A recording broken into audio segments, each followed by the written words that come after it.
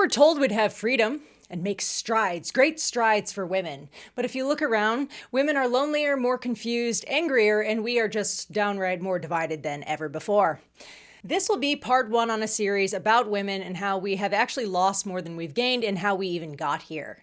I am going to do a men's series right after this because unlike many people who like to perpetuate division, I actually desire to bring people together and to solve problems. So I'm not going to be pitting sides against one another. It's not men against women. There's always wrong on both sides. And both men and women have been sold scripts that have actually ruined our lives. So currently this series for women is going to be 5 parts, 5 videos. So this first one is going to give us a historical background to the modern feminist movement. That movement is not actually what most people think, and that's why I'm making this. The second, I'm going to go through the trans ideology and how it's causing erasure for what it is to even be a woman nowadays. Third will be the oppression of Muslim women and why feminists don't seem to address it. Fourth, the media's portrayal of women and some sort of illusionary standard that has actually become more demeaning than anything else to women. And then the fifth will be the wrap-up video. I will take all of those and we'll look at the pros and cons and to see if women have actually fared better over time. So with that, let us begin with the history of modern feminism.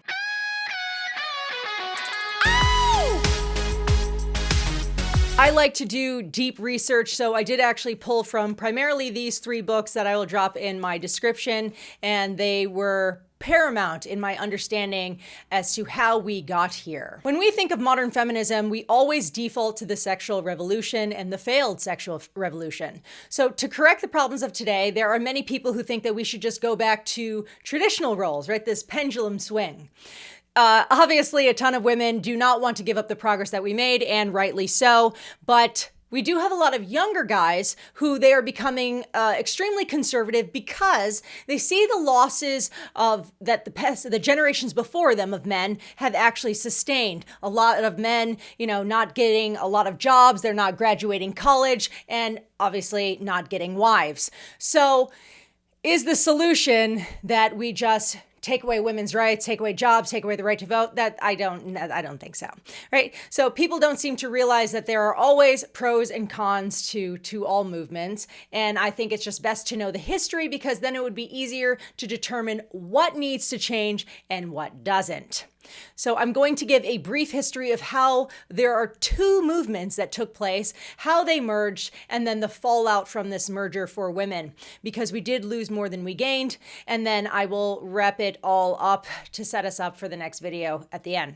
So as I said, there were 2 movements that took place. This is in the 1960s, 1970s, right? Rock and roll, PILF, feminism, free love. All of this is in the 1960s, 1970s. Well, the second wave of feminism emerged in the 1960s and 70s, and it was focused primarily on the empowerment of women. So it was about employment, legal equality, education, workplace opportunities. It was literally so that women could not just be in the home, but also have a job. There was a feminist leader, her name was Friedan. She argued that many women were just unhappy in the housewife role and they wanted more meaningful work and an identity outside of the home. So Betty actually wrote this book called The Feminine Mystique to really address this. And she was talking to a lot of women, a lot of housewives who were explaining their discontent. They were trying to fill their day with almost pointless activities just so they wouldn't go stir crazy. So just to give a little bit of an overview of the family in general, during the agricultural revolution, there were family businesses, right? And there was a husband and wife and they worked together right out of the house with their kids as well. A lot of times on a farm. Then it moved into the Industrial Revolution. The woman was there with the kids. The man left and went to work at factories. So after the Industrial Revolution, we have World War II. There, the men went off to fight and then women went into the workforce. After the war, what happened? The men came back, the women left the workforce, went back into the home. And now the woman has no job. We have more technology. So housework was easier. And so this is why women were essentially going stir crazy. I pulled this book from the library. It's a compilation of Woman's Day magazine. And it just shows what a 1950s woman what her life would have been like. It wasn't really the most satisfying. So let's move to the sexual revolution, because that was another movement that was taking place at around the exact same time. So the sexual revolution was just coming off of the 1950s purity culture. So it was focused primarily on changing sexual attitudes towards sex, intimacy, obviously contraception, sexual freedom. So then premarital sex, sex outside of marriage. And it was the response to, as I said, a rigid purity culture of the 1950s, but I do want to acknowledge something here. So we have a really bad human habit of just throwing out whole systems and infrastructures, specifically when it comes to like human anthropological issues. As like people don't do this with business. If a business has a problem, they don't just like raise their whole company to the ground and then start over. No, they address the problem. With our structures as humans, we seem to just like demolish the whole thing. We're just like, oh, it's the whole family structure was the problem. Well, it wasn't. So America was highly Christian at the time, but the problem that should have been addressed was that there wasn't really sexual exploration, even within the confines of marriage. So the topic of sex was practically taboo. Well, it is a human function, so that was definitely a failure on the church to actually look at it like, ew. When you end up being legalistic and very like rule-heavy structures, that usually leads to a rebellion. And so in this case, it was the sexual revolution. So most women at that time would have either been married or they were single with the desire to get married. And this overlapped with the women's movement, literally same exact time period. Women's movement, it was about empowerment and work. A sexual revolution was literally just people's their lifestyles and like having fun. But truthfully, it was broader than just feminism because it affected culture as a whole. At this time with men, there was also Hugh Hefner coming out and trying to give men more of this a life outside of the home and like having fun, jazz culture, free sex as well. So it wasn't just from women, it was what was going on at the time in the 1960s, 1970s. So the feminism that we see today, it was actually both of these movements, and they were merged into one, and they were merged by lies and people who had agendas. To make a comparison to today, a lot of people with the LGBTQ movement, well, first it was just about gay marriage. And then a lot of people got upset actually when they said that they believed that trans ideology came in and usurped their movement, hijacked their movement. They were just like, oh, that's not, they actually want something completely different from what we wanted. So we see it today. Well, that happened in the 1960s and the 1970s as well. So there was an abortion apologist, so he was pro-abortion at the time, and then he turned into a pro-life activist. His name was Dr. Nathansson, and he explained that a lot of the unscrupulous tactics that they used to marry the women's movement with abortion. So Dr. Nathansson, he met a man named Larry Lader, who was a journalist. And neither of them were really feminist, but Larry was very dedicated to removing all of the obstacles around abortion. So like legal, social, and moral implication, he just wanted none of it because he was convinced that abortion was essential to the problem of overpopulation. And so he wrote a book in 1971 called Breeding Ourselves to Death. So it is very fascinating that he accomplished his goal. Abortion did just that. Now 28% of Gen Z has been aborted. America is now a country with a low birth rate, which means that we're a country that is experiencing a population decline, an aging population, a lopsided dependency ratio, a lot of people on Social Security, and there's a smaller workforce. So congratulations, Larry Lader, and he's not even here to witness it. So together, they got the women of that day to see legal abortion as a civil rights issue, as a basic woman's right. Today, we call it reproductive health. But the reality check was that the pill and abortion gave women the illusion of freedom. And since it meant that women were now expected to behave just like men were, even though now we have the science that men and women respond differently to sex. And even without all the scientific studies, those guys, if somebody actually cared to do the research or even look, they would have seen it. So I watched a movie from the 1960s, literally just a couple days ago, called The Apartment with Shirley MacLaine. And if you watch movies from the 1960s, you'll see that men actually didn't mind women at work. Because these women had the lower level jobs. Primarily, they were on the phones, they were secretaries. But now it was easier than ever to have an affair with women because they were right there in the office. So this movie dealt with some really serious subject matter. What you see are these men literally circling through all these women. And Shirley MacLaine's character, her name is Kubelik, her last name. So she's sad. She feels betrayed and she feels worthless in it. And you can see it on her face. I mean, in the movie, she just wants to be loved and she realizes that she's just being used.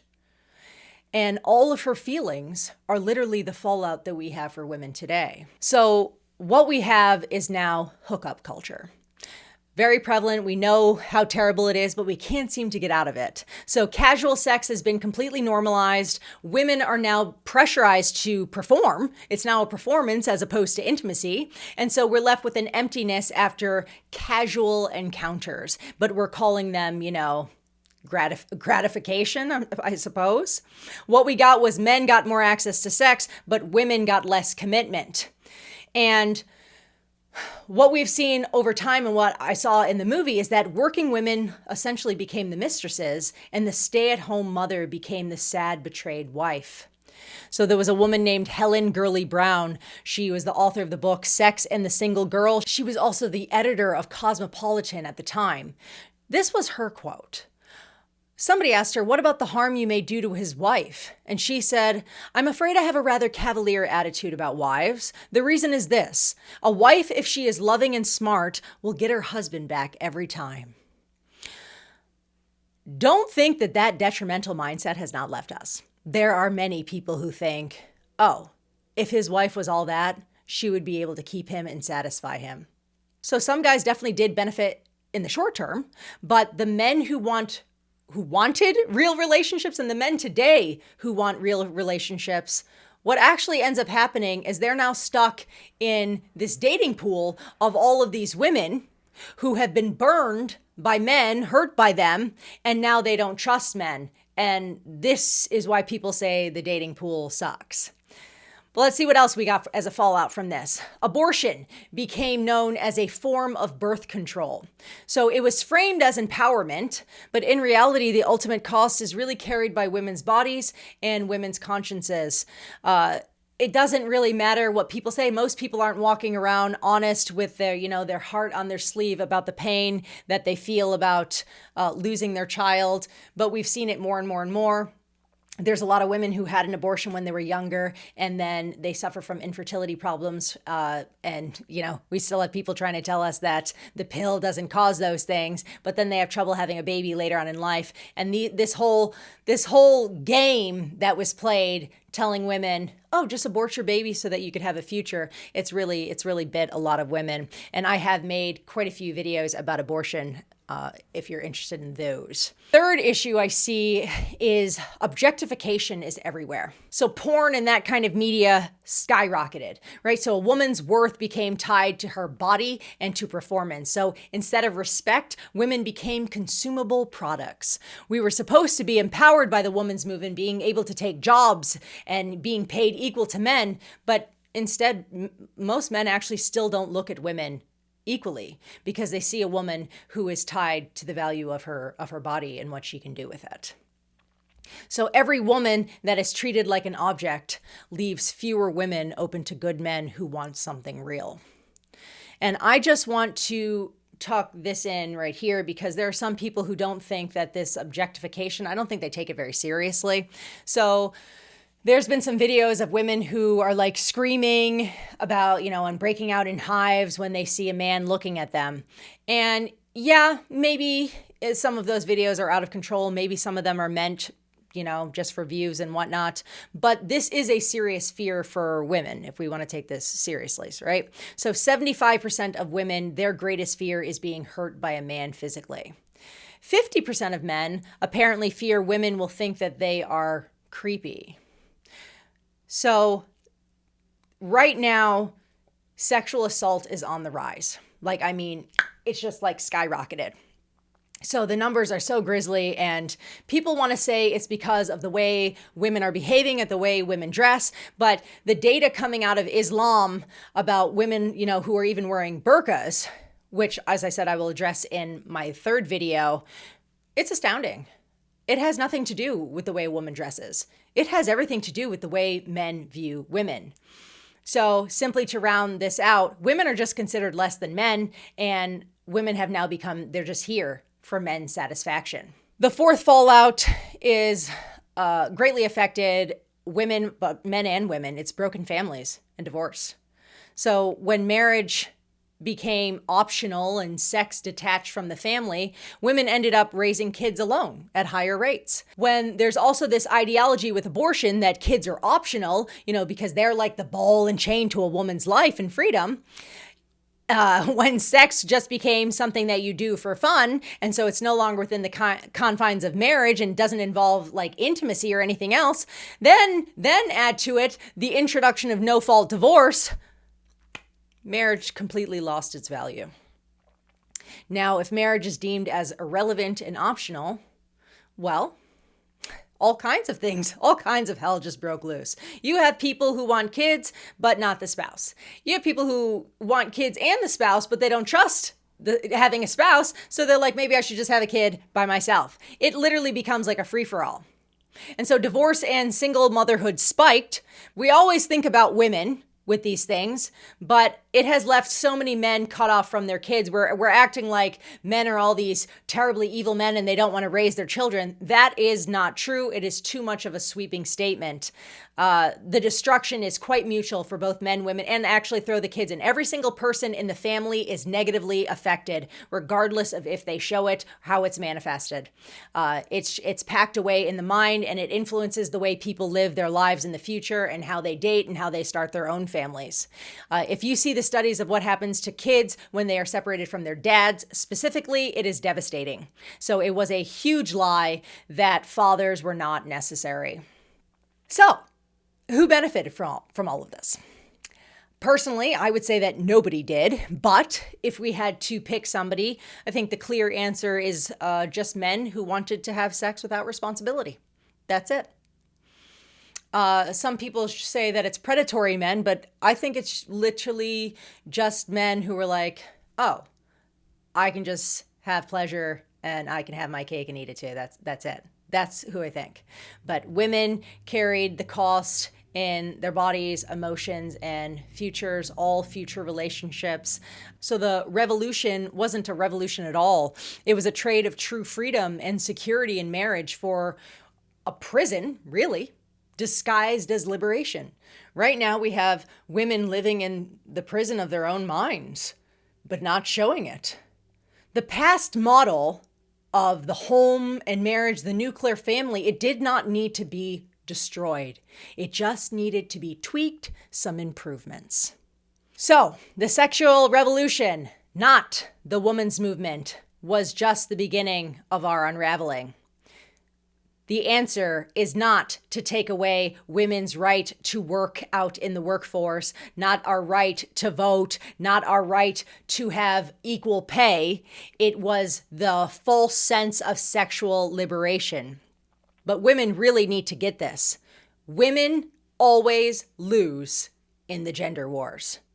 We are protected by laws, but men are physically stronger, and as many of us have acknowledged, it technically is a patriarchal world. It was created by men.